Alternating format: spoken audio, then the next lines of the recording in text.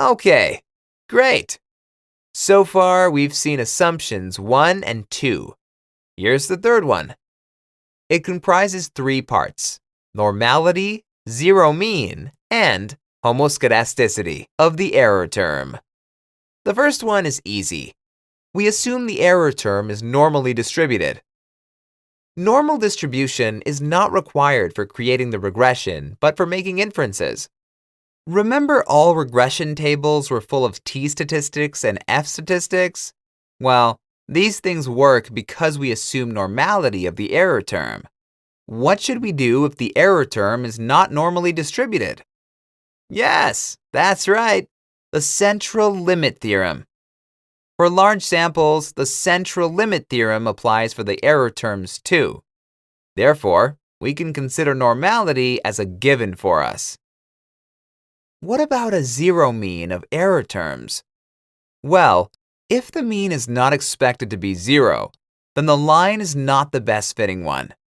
However, having an intercept solves that problem, so in real life it is unusual to violate this part of the assumption. And homoscedasticity? What's that about? It means to have equal variance. So the error term should have equal variance one with the other. What if there was a pattern in the variance? Well, an example of a data set where errors have a different variance looks like this, starting close to the regression line and going further away. This would imply that for smaller values of the independent and dependent variables, we would have a better prediction than for bigger values. And I assure you, we really don't like this uncertainty. Let's see a real-life example. Most examples related to income are heteroscedastic with varying variance. If a person is poor, he or she spends a constant amount of money on food, entertainment, clothes, etc. The wealthier an individual is, the higher the variability of his expenditure. For example, a poor person may be forced to eat eggs or potatoes every day. Both meals cost a similar amount of money. A wealthy person, however, may go to a fancy gourmet restaurant where truffles are served with expensive champagne one day and stay home and boil eggs the next day.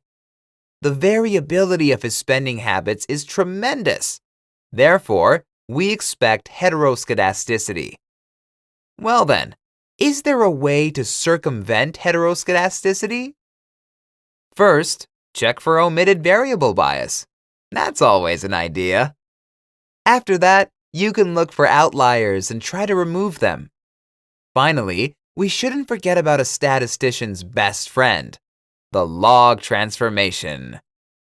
Naturally, log stands for a logarithm.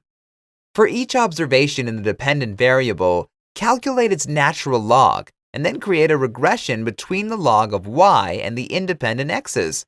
Conversely, you can take the independent x that is causing you trouble and do the same.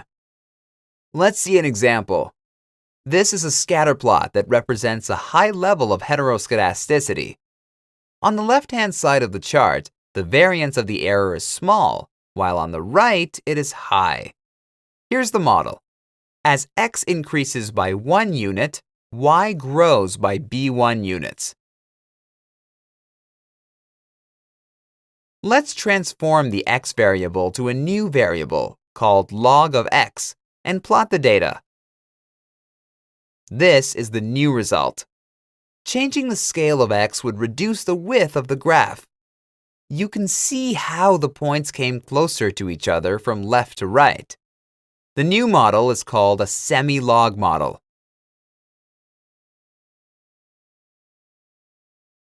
What if we transform the y-scale instead? Analogically to what happened previously, we would expect the height of the graph to be reduced. That's the result. This looks like good linear regression material, doesn't it?